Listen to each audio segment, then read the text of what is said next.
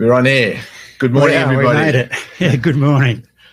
Happy New Year to those of you who haven't been along to last week's session. We did a What's Up with the Markets.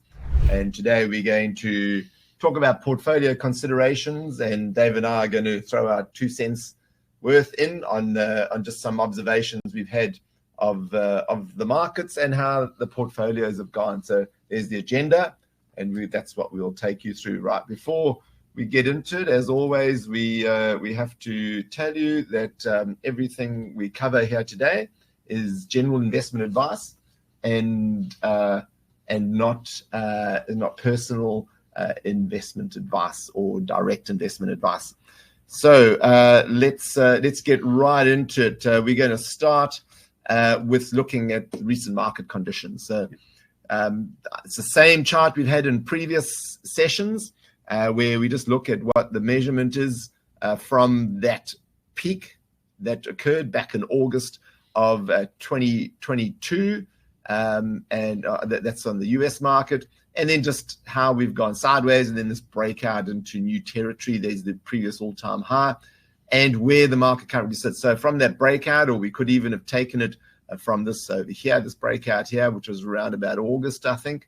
Yes, that was round about, we'll see the date in a moment. But the important point is that the S&P 500 is up just over 21% from the breakout, from the peak. And Australian market is only just over 7% from its peak, which could also be taken from over here. So obviously underperforming. But what we want to point out to you, we want to talk a bit about discomfort zone today, and comfort zones as well. And effectively what we had on the Australian market is a 3-year sideways market from August 2021 back there all the way to August 2024, and there's August 2024. Sure, we had a breakout, came back, tested, messed around over here, came back, and that's effectively, I'm calling that sideways because that was the same price 3 years later. So this discomfort zone. A lot of time treading water there, isn't it, Gary? It's that sideways movement there, lots of entry signals, exit signals. One thing that we do know about indices is that they have survivorship bias as well too, don't they? Absolutely. So what do we mean by that? Well, the stocks that are not doing well, who fall in market capitalization, because the market capitalization indices fall out the bottom. So this is the All Ords. So that's 500 stocks. If you overlay the ASX 200 in this, it's hardly going to be a difference. But effectively, if you're not in the top 500 or 200 because your market cap goes down, because your price goes down, that's the stock price goes down, then you fall out of the index. And guess what? Another one it pops in. So over the years, over the decades, the survivorship bias means only the good companies survive in an index. Now, you can't trade all the stocks in the index, so we have to trade a small subset of it and have bigger position sizes than what the percentage-based market capitalization indices have in them. So we're taking more risk than an index. Yeah. Right? Yeah. And so this discomfort zone, we're going to expand on this when we get into the portfolios. But this is, and we call it discomfort zone because we have lots of whipsawing here. This is where the losses happen. This is where your analysis proves to be incorrect, if you like, if you want to use that terminology. Your equity curves go sideways to down, and if you're in a trend following process that you use, whether it's mechanical or not, you're going to struggle in this environment. You're going to feel uncomfortable because it feels like you're losing all the time and beating your head against the wall. Yeah. But again, if we have the right mindset and we've been able to nurture the appropriate mindset, then those issues, those troubles that often many people will feel fade away in the background. Absolutely. And so this whole game becomes, how do you survive the discomfort zone? How do you survive? How do you feel? How do you get yourself into a mindset where you feel comfortable with being in the discomfort zone? And why would you want to do that? Well, because eventually the discomfort zone ends and you get into a comfort zone, which we'll talk about a bit more in a moment. But it's important to understand, and some people say to us, oh, well, then I'm just going to trade a range trading system or a reversion to the mean system, and that's fine. But that's almost like you saying, I know what's going to happen, because at some stage the reversion to mean system stops working. When does it stop working so well? When the market's trending, right? When you get into your comfort zone for trending systems or trend following systems, then you get into a discomfort zone for range trading systems or for reversion to mean systems. So it's impossible to avoid the discomfort zone. So we'll talk a bit more about that in a moment. Okay, so we're going to be looking at some real world portfolios. We've given the background. So these are the three we cover every month. Once a month we do these sessions. These are real money portfolios, my money, and these are available, all the trades and everything available for everybody to see. What are the objectives? To see how the system and my mindset, if you like, and a mindset that we can hopefully teach you to achieve. And it's my mindset, but it's a mindset that any investor, any active trader can get. Why? Because it's based on the principles of Mark Douglas and on James Clear in terms of building habits. And one of the things I really like about these public portfolios, Gary, and I mentioned this before, and I think it's really important to keep reminding everybody that as investors and as members of this big community that we're all part of, that we're only 1 degree away from Mark Douglas, because Mark mentored Gary for many, many years, became very, very good friends. And so what you're seeing through these portfolios is the execution of all the mindset skills that Mark wrote about in Trading in the Zone through somebody who's been able to assimilate and understand at a very, very deep level the importance of trading psychology on longer term results. And so I think there's just huge merit in understanding these public portfolios and how they get to be, because they get to be because Gary, through ownership of these portfolios and executing these portfolios, is in their warts and all. Executing, using the 5 fundamental truths, and anyone who's wondering about what are the 5 fundamental truths, well, you need to go and look at the 4-week intensive, because these are the skills that brought together with Mark Douglas and also with James Clear, that you get to see those skills manifest themselves with real money in real time in real portfolios. And I think that's really, really important for everybody to critically understand. So and real world challenges. 100%. Will we ever be 100% away from the discomfort zone? Will we ever feel 100% comfortable all the time in every situation? No, because we're human, right? And it's when we get into these discomfort zones that we get challenged, and these are the zones that we have to survive.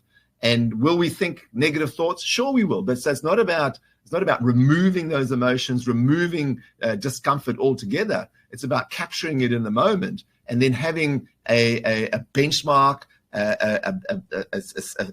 if you like, an environment, a process, something that you can go back to, that you can put your trust and faith in, that's going to get you through these situations. And if people have been in other parts of their life, I'm sure you've been in discomfort zones and in areas that have had nothing to do with trading. And just think of the well that you go to find to find the motivation to keep going. What is it you trust in? What is it you believe in? What are the principles? And where do you go to? And this the fantastic stuff we have is Mark Douglas really has captured all this in a book. And we can go back to that well, and we can get the motivation, inspiration to help us overcome all those negative thoughts of being in that discomfort zone at the time. But there's no doubt about it, we have to overcome it. Right. We also cover money management, not just timing in these situations, in these real world portfolios, but the most important thing that we cover is execution under the pressure of having money at stake and how you deal with that. Anybody can read something and be aware of something, but actually getting it to a point where you can actually execute it and execute it properly and overcome all the negative challenges is really what this game and any other game is about, because we don't just have 100% comfort zones all the time. And that's a skill. That's the skill. That's the skill we have to do, and that's a mental skill. It's not a physical skill, and it's not something you can just be aware of and just do instantaneously. That awareness has to be translated into actual execution and use in an action-orientated environment. Okay, so We've also got a couple of other portfolios that we've brought into the session as well. Yeah, so we started a Learn to Trade Properly group back in September. We had around about 60, just over 60 members join that, and we've since also started a Learn to Trade Properly USA group, which we've got around about 70 members that are part of. So this is a group that we started. We're all trading exactly the same portfolio, and since the inception of that, we've had, I'm just trying to think how many trades we've had. I think the portfolio is full at the moment, from memory, but that's going along, as one would expect. There's ups and downs. However, the main thing to think about this at the moment is it's just a very small window from September to now. It might we might look back and think, well, that started before the grand final, etc. Last year. Those of you who follow the footy, it seems a long time. When's the footy going to start again? It's a small window, and that's what need to keep remembering, that we've got to take the helicopter view, and we've got to think about, well, where are we on our investing horizon? Whether you might be 55, 65, 75, you've got a specific investing horizon, and you need to look out way beyond what you're seeing in front of you immediately, and think about that, and really position it with the right perspective and context. And it would be fair to say that this portfolio and all the members that have been in the study group, haven't really entered a discomfort zone yet. No, absolutely not. And that's the thing as well, that whilst we've had some fantastic reviews about the course, and people really enjoying it and understanding that how to develop and create better habits, which has been a fulfilling exercise along the way. The real skill and the real test, we talk about the slack wires and things like that, is, when that slack wire starts to wobble a bit and we're doing it from a very low level, how we're feeling at that point in time. So we need to, and you've said it so many times before, Gary, we need to look forward to the opportunity to be tested. Correct. Because that's the only way we're ever going to learn to become comfortable being uncomfortable. Correct, absolutely. And we have to look forward to it and embrace that when it comes. Yeah. And when those, because it gives us the opportunity to think all those negative thoughts, to be potentially be pulled off the track. And that's when we start building skills, because we don't build skills when we're in the comfort zone. It's all pretty easy then. Yeah. And then we also got we got to do the same with the US one, which we started, which would be fair to say that there's a little bit of wobble in the slack wire in that one at the moment, just given when we started. Yeah, look, well, there's only been, I think, the one position in there at this point in time, and we've had a little wobble on that. So yeah, we've just got to expect this. It's part and parcel of just being involved in the markets. So we'll have a look at those portfolios in a moment. Okay, so just before we do that, I want to look at some relative performance over the last 6 months, and then put this into perspective. So we're taking a short window now, and we're going to then expand that into a longer window. So I've chosen to look at the last just over 5 months. So we're going back to the 5th of August. Hopefully you can see that on your screen. And this is the ASX public portfolio equity curve. So it had some drawdown, then it's run up from there. So we've had an 18.1% run up from the 5th of August. And relatively, this is relative performance. How's that done relative to the accumulation index, ASX 200 accumulation index? Well, that's up 9%. So in this period of 5 months, it's up, it's double. It's double, yeah. Okay.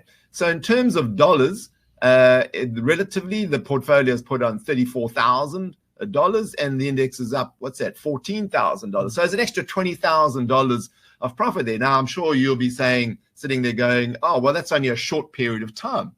And that's fine, but I'm amazed at how people come to me and say when it's positive and we're outperforming, they say it's only a short period of time.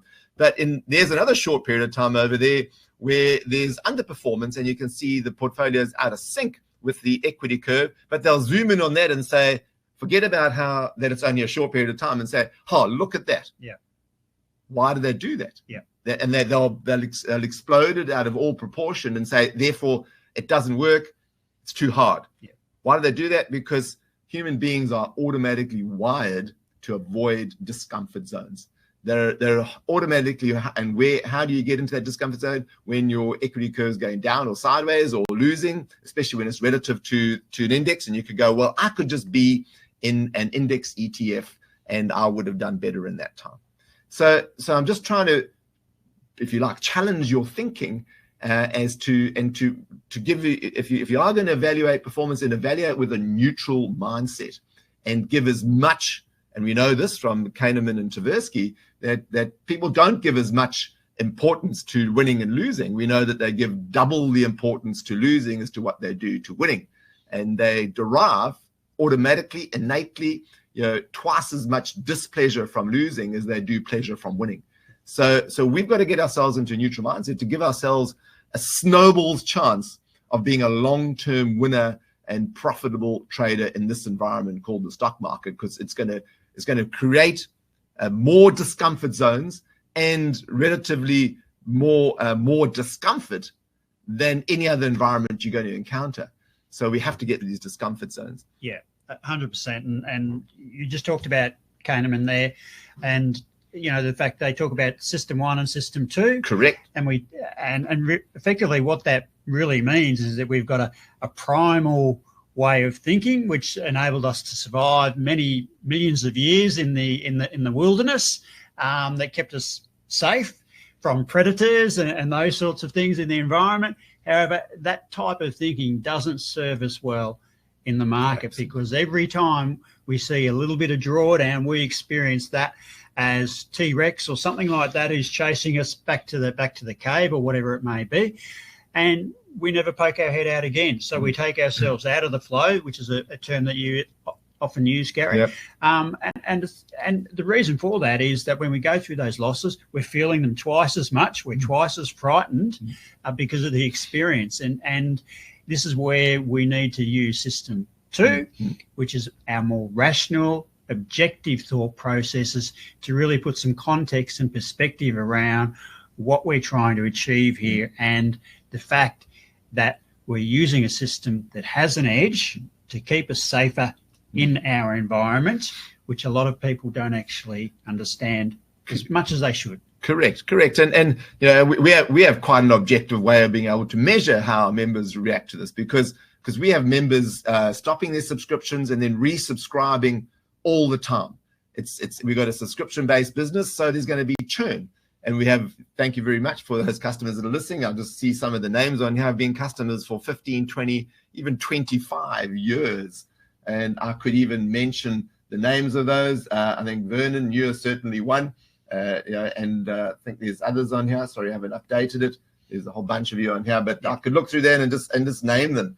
And it's I know that those members have been able to acquire the skill of getting sufficient degree of comfort during the discomfort zone so that they can continue to play this infinite game called trading. And the members that stop and start have not got those skills, right? But what happens, and we can track our numbers of people who stop subscribing, and it's almost like tracking the stock market, yeah. Right?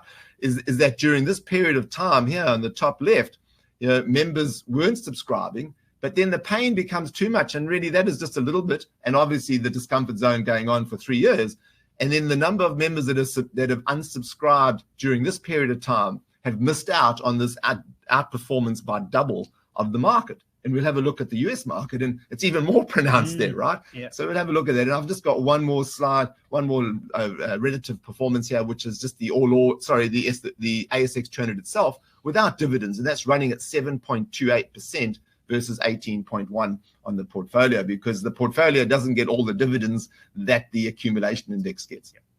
And then you can do this as well. In fact, you can download these charts that you can see into your instance of Beyond Charts, but you can see this is a relative strength line of comparing the gray line and the red line, i.e. our portfolio and the ASX 200 accumulation index. And there's outperformance, the green, underperformance, relative outperformance, relative underperformance, relative outperformance. And you can see that from down this point over here in August 2024, we've had relative outperformance along the way, even though there was a little bit of, over that entire period, even though there was a little smidgen in the middle, that was a little bit of underperformance.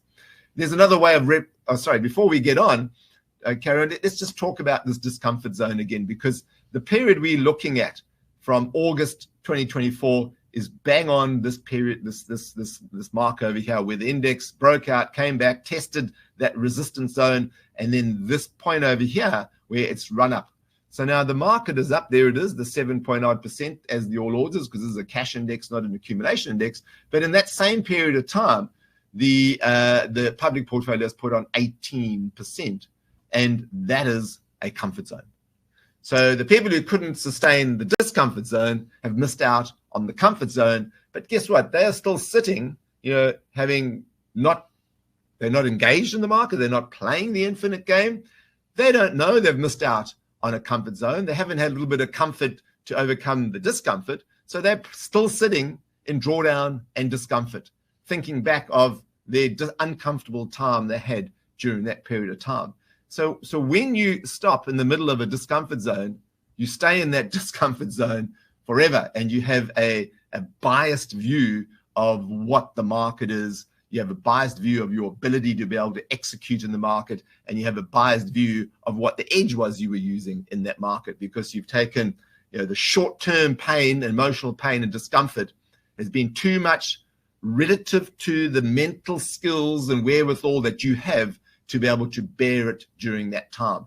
And that takes you out of the infinite game and out of the opportunity flow that Mark Douglas talks about, that your edge delivers in that environment. And so this whole game is about being able to sustain and pull through and continue to execute flawlessly, in quote inverted commas, Mark Douglas's words, your edge to get through the discomfort zones. And it doesn't matter, what edge you use. Every single edge will give you discomfort zones. It's just your ability to be able to handle those discomfort zones psychologically that's going to determine what your long-term results and outcomes are going to be in this beast called the stock market. And James Clear, calls those habits, developing habits. Yeah. And I think a really important point there is that, experiencing the comfort zone and the discomfort zone are really important to be present for both of those. And in order to be able to become comfortable being uncomfortable, we need to do it with the right amount of capital. And I think this is one area where some members set themselves up for failure early on because they get excited about the prospects of longer term outperformance, as we can see in public portfolios, etc., and they expect that to happen every day of the week, every market day that they're part of it. And I think that's it's important that we use system number 2. We become objective and quite rational about this process and think about it from the analogy. The slack wire is a great analogy, that if you were doing that, you're going to do it and put yourself in a situation where the risk of failure is going to be minimized. And what I mean by failure is taking yourself out of the game, okay, stopping completely because of fear, etc. And those fears are often felt so much more when you're doing it with a larger capital base to start with. So, Gary, you don't get to trade the public portfolios with $200,000 in each of those portfolios from day one. They started with $80,000, many years ago, as an example. And as time goes by and those portfolios have grown, your skills have developed along the way. And I think anyone who's starting needs to start at an appropriate level to be able to trade through exactly what we've seen on the screen here, those sideways markets, to be able to really skill yourself, establish those new habits, just like James Clear teaches us how to, so that we can get to participate in the comfort zone as well as discomfort zone. Absolutely, and in some correlations between Mark Douglas's and James Clear's work, and we cover this, the foundational training of this. We cover this in detail in the training intensive, and hopefully everybody attending here today has done the training intensive. But Mark Douglas talks about fundamental truth number two. We don't need to know what's going to happen next in order to make money in the market. So, and he talks in Trading in the Zone about the skill of not knowing but still executing in the environment and not knowing what the future holds. But he also talks about the uncertainty principle and how you can gain certainty in something as uncertain as the stock market. By having an edge over a long term and over a large sample, you will get certainty. And the longer the term you trade it, the greater the probabilities that you are going to have certainty, i.e. profitability. And but James Clear then talks about, from all the scientific research that he's done, is about how we are automatically, innately hardwired to expect a positive outcome. The moment we take some risk or we even do some kind of action in our lives, stock market or not, we expect a reward, right? So we have to innately somehow, we have to train ourselves to overcome those innate hardwired things that we have in us. Otherwise, you're always going to expect a reward, a positive reward, automatically. Autonomically is probably another word I could use, which means more than automatically. So you have to go through an experiential training environment to be in that discomfort zone, expect positive outcomes and rewards, but then create and train yourself to have a neutral mindset so that I don't need to know what's going to happen next in the market. And so sure, we've done the foundational theoretical training, if you like, and unpacked Mark Douglas's work and James Clear's work in the training intensive, the process of mindset training intensive, but it really comes to experiential learning in the Learn to Trade Properly study groups that we've got going. And I would urge anybody, we've got another one starting on the 3rd of February, and I would urge anybody who would like to take, even if you feel you're quite good or you've improved at handling discomfort zones and can play the infinite game to get to the comfort zone, is that Dave has taken two groups or one complete set group through this and another working through. There's another one starting on the 3rd of February, and it really does. We've got customers that are doing these that have been customers for 20 years. I can think of people who haven't been customers that long, but have been trading for 30 years, who have taken their skill set, their mindset skill set, to yet another level from doing this Learn to Trade Properly study group. So I urge you to consider doing that. In fact, not consider, to actually do it if you're listening to this. And we're going to be doing both an ASX and a US portfolio. So you can choose in that 3rd of February session. And it's all about just this, the meat we've been talking about today is what gets covered in detail. And Dave unpacks James Clear's work, which is, he's not a trader, it's got nothing to do with the stock market, but the relevance of his work and how we think and how we've got to create habits. You've heard us talk about, got to get to a point like it's like brushing your teeth, right? And that's where we get this to. So it just becomes a habit that you can execute in your life, and you can continue to play it and get through these discomfort zones like we have to do in all other parts of life. So I commend that to you, and Dave's starting another one on the 3rd of February. Right, let's get on. Another way of showing this relative performance is by doing a base 100 or a base reference. So I've basically put all these to the 5th of August, and then we've got a relative start there, and you can see the ASX portfolios up here, and the accumulation index and the all odds are down here. So from 5th of August, 18.1% versus 9%. And let's have a look at the US. I'll get through this pretty quickly. I've gone straight to the base 100. So this is from the 1st of May. US public portfolio now is up 28% versus the total return, which is the accumulation index on the S&P 500, 16.3. So is it always above? No. Is it always going in the same direction? No. Pretty much along here, but here we went in the exact opposite direction. And how you can see the relative underperformance in this last period of time has been more than the relative underperformance in the S&P 500 total return index. And here we had relatively a bit more, and there we had a bit more. And that's what's going to happen, right? So we have to get away from this day-to-day feeling of discomfort and create this neutral mindset that we have. Let's have a look over a bit of a longer term from the 5th of August, so the same date that we're looking at the ASX. We got to quite a lot of outperformance at that point, but now it's sitting at 16.3 versus 12.5. Outperformance, about 30% outperformance. And let's go back to the 26th of September. So I'm picking troughs here. That's why these dates are odd dates. 26th of September, 2022. So we're talking about 2.25 years, 79.5% by the public portfolio. So it's put on $95,000 US in that particular time, when the index is up $71,000, just to put an absolute number on it. But that's about 20%, nearly 20% outperformance in that period of time. So 2022, I don't think I have the chart here. No, I don't. But 2022 was a tough time where the market fell 33% and the public portfolio fell 36%.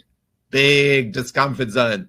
But since then, the portfolio, I think from that trough, here we are, it's up 79% in that period of time. At one stage, it was up like 95%.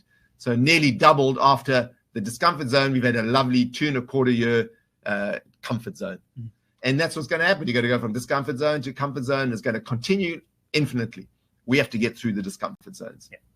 So outperformance.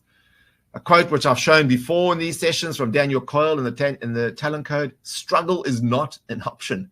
It's a biological requirement. And he unpacks the statement in big time in his book, right? It's a biological requirement. That means we need to, as part of who we are as human beings, we need to go through struggle. Cross out struggle and put discomfort zone is not an option, right? You have to go through it. Why? To be able to develop your talent, to be able to develop your skills. And these are all mental skills we're talking about.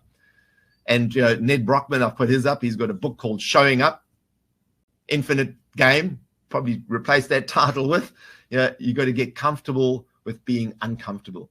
And as we said before, it's human nature to try to avoid discomfort. And if we just go along with our innate societal paradigms that we've just developed by being on the planet, that's going to be you're not going to be able to reconcile that dilemma until you take some effort, take some steps, take some action to reprogram, reshape, redefine how you think. Mark Douglas, how you think with respect to trading the market. If you go along trying to apply your societal paradigm to trading the market, you are not going to be able to get through the discomfort zone. We have to reshape how we think and reframe what losses are and being wrong is and what missing out is and what leaving money on the table is. We have to reframe that to a different way of thinking. We've got to think from the market's perspective. I could carry on giving you Mark Douglas's quotes for the next hour, right? But that doesn't help you just for me telling you and making you aware of it. What you really have to do is assimilate the words that I'm saying that you're becoming aware of to actually doing it as a part of who you are. And that's where the training intensive gives you the foundational understanding by unpacking that material by James and Mark Douglas's. But then the Learn to Trade Properly study group gets it, assimilates it into how you think by actually doing and being challenged. Now we need to get you to go through. Now a lot of you that are sitting here listening have gone through the very discomfort zones that I'm talking about and are here listening to this and are actually still trading. Big tick in the box. Another discomfort zone is going to come in there. The more discomfort zones that we go through, the easier it becomes, but we have to go through them. Right, I just see there's a question here. Yeah, life. But thanks, Bruce. Bruce says life wasn't meant to be easy. Malcolm Fraser. Absolutely. Right, so let's just quickly do some sells and we'll have a look at the portfolio. It's gone on a bit more this session. I know we're probably going to be another 10 minutes or so, but we're going to we'll have a look at the actual open trades and what do we call them, the stumbles and leaps. We'll have a look at stumbles and leaps, but just look at over the last month what sells have been. ASX public portfolio, none since the last time I did the session about 4 weeks ago. US, there's been a heap. And we've had anything over 10%, we'll call a stumble. There's a Baidu we just shut out this week, 12% loss. And that's the only, we could at the moment. But we've had two leaps here, closed trades, a 56% profit trade and a 45% profit. A big juicy 10 and 8,000. Add up those columns. I know small sample, but notice how the exits, the sells are smaller percentage-wise than the biggest, because why? Old cliche, we let our profits run and we cut our losses short. Basically the same in the leveraged portfolio, roughly the same percentages, just really brokerage is the difference there and the position sizes. But $4,000 and so $8,000 in a relatively small amount of capital. It's only $57,000. That's big profits coming in. Two sells in the ASX LTTP September. Yep. So one there on Regis, which actually came back quite a bit after there was a bit more profit on that. But again, that's part of the skill of not capping your trades because we don't know what's going to happen, and letting the system do what it needs to do. So that's really important, and that's traders struggle just as much with that as taking losses. In fact, I think they probably struggle more with that. They often take the bitter pill of, let's call it a bitter pill to start with, of a particular loss, only to then sabotage, put a spanner in the edge by capping their profits and saying, well, I've got some green on the board, I'll take that, and not ever getting to see those trades that go on to be really big winners. Yeah, absolutely. And in the US one, we've had one trade, and we can call the seek trade, we can call that a stumble, and we can call this a stumble as well. Yep. But we are mainly in cash, and right now we're 100% in cash, and have been in cash during this little period of time where the market in the US is basically December to now has gone down effectively. Right, we're going to have a look at portfolio performance. We'll quickly hop into beyond charts now. We'll look at open trades and some periodical metrics and some equity curves. So let's do that without any much ado. And we're going to start off here with the ASX portfolio. And I'm just going to look at a couple of periods. We're going to go back and look. So this is the last 6 months. So I've just gone back 6 months rather than to the 5th of the 8th. I've gone back to the 14th. So sorry, not 6 months, 5 months. And you can see we've got outperformance here of the, if I took this back to the 5th, it should then correlate with the slides that I've been showing you.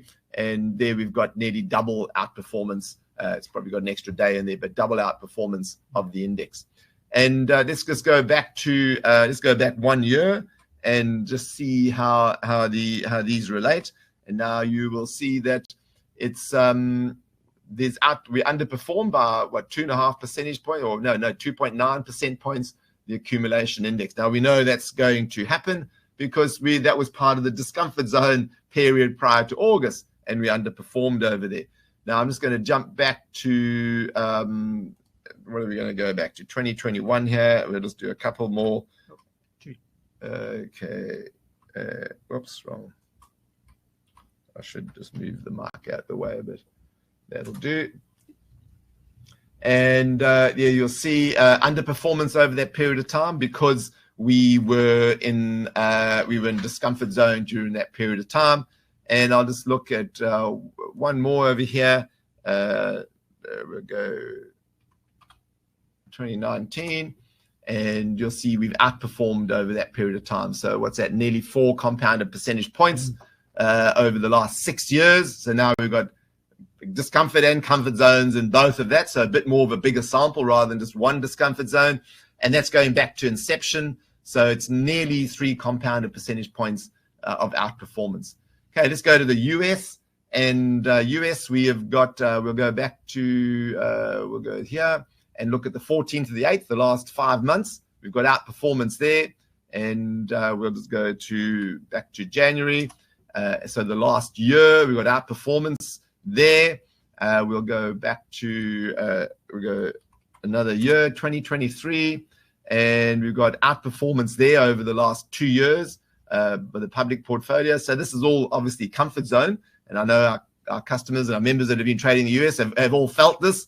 We'll go back to, like we did on the previous one, 2019, and there we are now slightly underperformed, and then we'll go back to inception. And since inception, we're about 1.1% behind the index. And there were a couple of mistakes that have been made in the US portfolio, but we look forward to getting to outperformance there. But still, 13.21 compounded is still a pretty good return.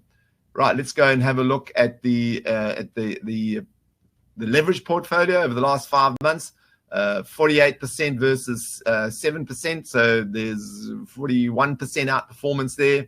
We'll go back to January, and this is just taking snapshots. So over the last year, 85 versus 23%. That's pretty decent.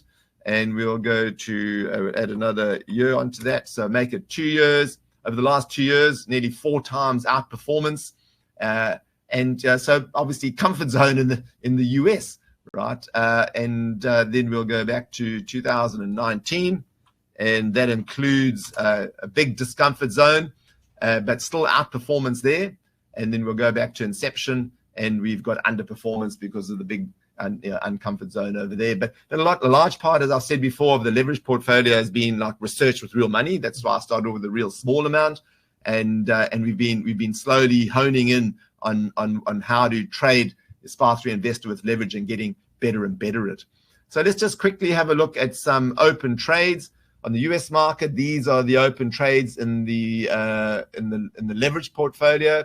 So we've got 6 open trades there. Here we've got a 98% profit. So let's just go. We'll have a look at 2. We'll have a look at AXP. There's AXP, which is American Express, and we can talk discomfort zones here as well. So there's a period of discomfort in American Express, mainly loss trades in here. So we're out there, probably a break even there, a little bit of a profit there, a loss there. And then we got this breakout. So now the breakout occurred from the bottom of the discomfort zone. This wasn't a breakout to a new all-time high. It wasn't even a breakout above these other resistance zones here. This was a breakout from really the trough. Yeah. Okay. And now we're sitting on a 98% profit. We've got a trailing stop loss over here. And that's comfort. That's what comfort is. Yeah. And prior to taking that particular entry there, like you said, there's a bit of a discomfort zone that one who didn't have the right sort of mindset skills would say, look, I'm not going to take that trade because the last 2 or 3 trades have not been profitable. So therefore, I know that this one's not going to be profitable. They're taking themselves out of the game. And that's an easy trap for people to fall into when they don't quite understand and don't quite have the mindset. I know, people say, I know what's going to happen. Effectively, they don't say that to themselves, but by not taking the trade, their thought process is, I know what's going to happen. It's going to be a loss. Yeah. Whereas fundamental truth number 2 is I don't need to know what's going to happen in order to make money. And there's a random distribution between wins and losses for any given set of variables that define an edge. So we have to believe in that randomness. We have to believe in not knowing.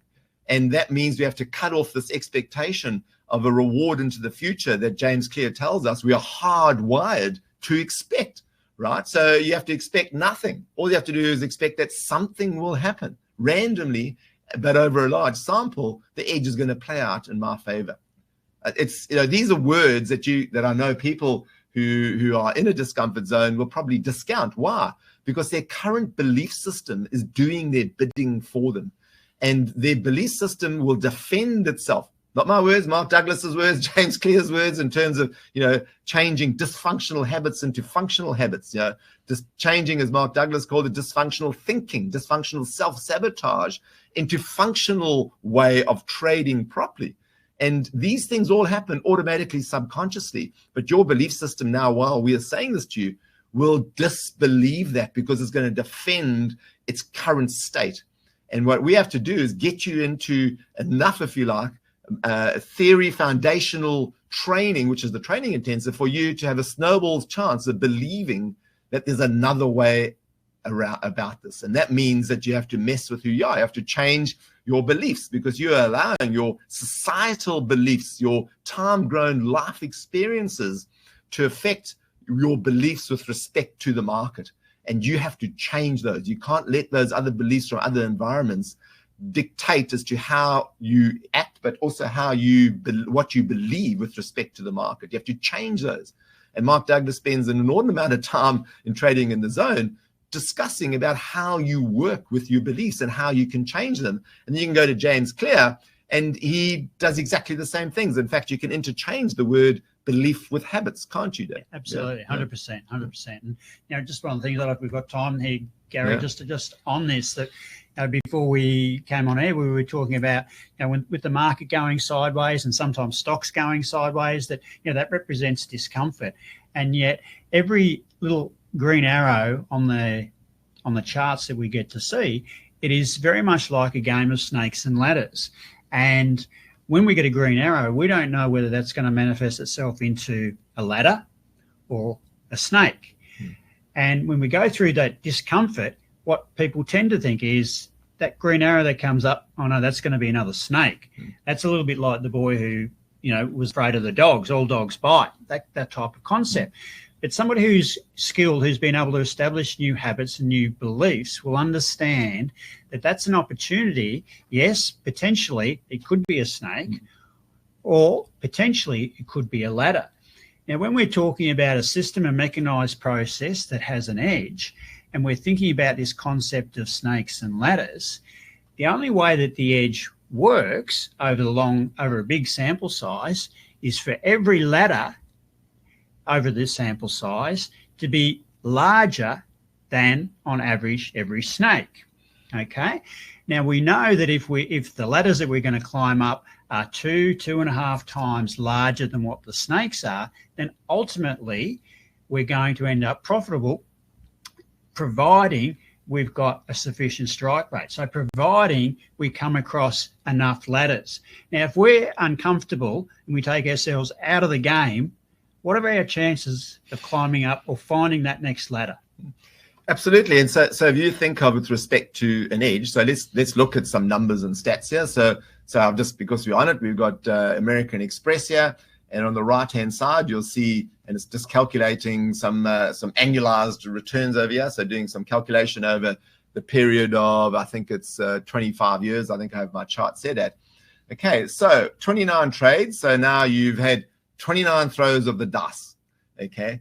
And so you go, oh, that's we don't know what the dice are like. And, you've heard of the term loaded dice. Well, effectively, that's a good term, because what we have is loaded dice. So we have 29 throws of the dice. 58% of the time, we have gone up a ladder. 58.62% of the time. And when we've gone up that ladder, we have had a win on average of where we've got average win. Is average loss. Average win is 30.3. Average loss is -5.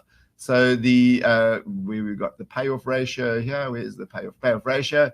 So we actually have ladders that are on average 5.3 times larger than each snake on average. Yep. Okay. And we throw the dice. So that is having loaded dice. Now, when you're playing snakes and ladders, you obviously don't have loaded dice, but you are effectively, when you are trading, you are throwing the dice according to your edge, and you have the edge in your favor. When you go into a casino, you are throwing the dice in accordance with the casino's edge, so you become the punter. Okay, and that's what this is all about. It's a great analogy, and while you're talking, I was just thinking about that. Thinking about the casino, because the casino, at the end of the day, always wins. So if you think about the orientation of their ladders and snakes, their snakes are larger than what the ladders are, and there's more of them. That's correct. Okay, that's correct. So you're going to get, so over a large, and you know what, the difference in size is actually pretty small. We're talking about the ladders being 5 times larger than the average snake, and with respect to American Express. But in the casino, the snakes, if you had a look at them visually, you probably wouldn't be able to tell the difference, right? But they are just a small edge in their favor. But what they require is on large volume, lots and lots of throwing of the dice. Yeah. So that's a great analogy. And Daryl's just saying great analogy, and it's a goodie. Dave, thanks. It's a new one. We've never, in 29 and a half years of being in the business, ever come up with that analogy. So it's a goodie. Okay, so now we'll just have a look at another leap, which is in the portfolio. Which is United Energy. Now, this is only in the leveraged portfolio. It has 15 open positions. I trade with that, not with, whereas the other one is only the unleveraged US portfolio trades with 10. But look at this period of discomfort here with United Energy. You'd kind of think, is it ever going to go anywhere? So that was from 2021. Sorry, is that right? 2021, 2024. And it's. But let's look at its overall life. So a massive retracement. That's obviously COVID. And now it's just made a new all-time high.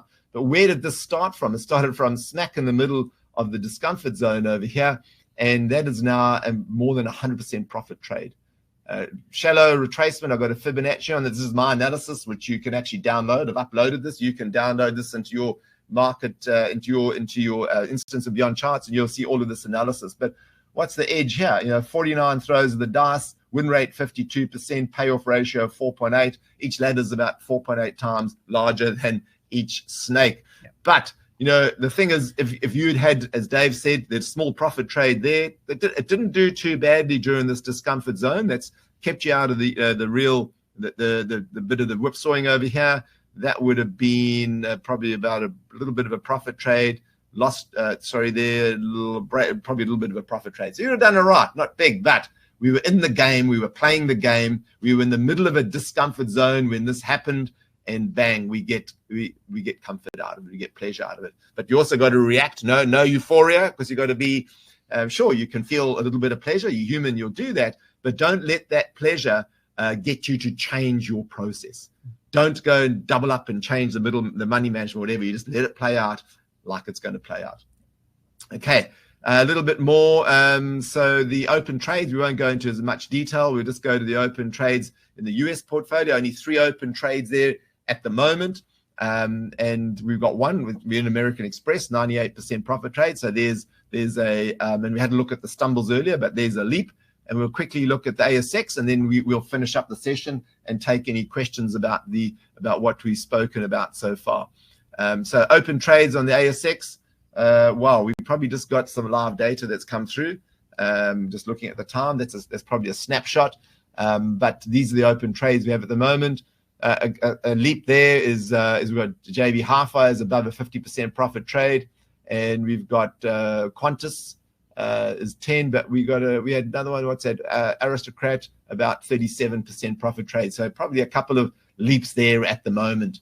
And of course we had a look at the sells earlier. There've been no sells in the ASX portfolio for a month, over a month. We had a look at that in the slide earlier. So what does that mean? Literally, to trade this portfolio for the last month has taken me, by looking at the app, when the alerts come through, literally 3 to, depending on how long it takes to open up the app, anything from 5 to 30 seconds over every trading day. So add that up. It's for a whole month. It's taken me, just because it's highly efficient. I'm doing no research. I'm doing no reading. I'm doing no analysis, and I'm doing none of that.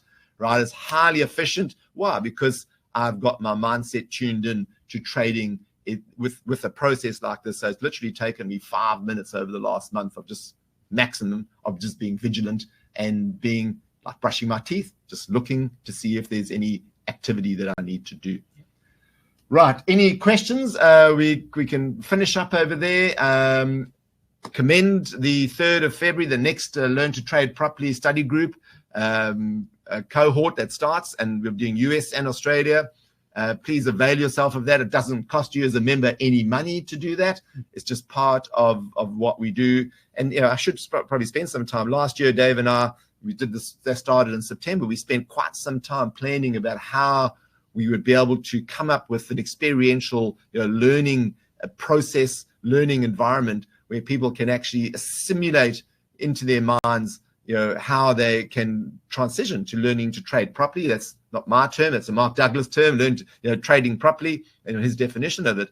And we came up with using the mechanical system to be able to do that. But a key part of it, if those of you who've done the training intensive and you look at the skills acquisition plan, is that you have to go through 2 periods of discomfort, don't you, Dave? You do, absolutely. Yeah. And that's the whole idea of it, because that's how we get to test our skills. So whilst you can have net practice, as you like to call it, Gary, being the cricketer, it's only when you get out in the middle of the ground that you actually, realize how good you are or not. And so that's what we've got to position ourselves for. We've got to set ourselves up for success. So that's all about, as we said, starting with the right amount of capital, going through the process, building those skills, and step by step transforming our identity as a trader. And we always talk about trading in a calm and peaceful manner, regardless of what the market conditions are. Trading in the zone. Yeah. Trading in the flow. What is your flow? Go and look it up, Mark Douglas, and we talk about this in training. Your flow is your edge. That is your edge. So you go to your edge, and if you're trading according to your edge, you're trading in the flow, making yourself available. We talk a lot about making yourself available to the environment, with a neutral mindset. And we talk about that in the training intensive, and then actually do it in the Learn to Trade Properly study group. So we commend that to you. There's no questions coming in. We've hopefully we haven't stunned you, but we'd like those of you who aren't in one of those LTTP study groups at the moment, we'd love for you to join and join the one that's starting on the 3rd of February, and we help you take your trading to a whole new level that you've never experienced before. So Thank you for your time and attendance. And as always, we wish you objective, consistent, and peaceful trading.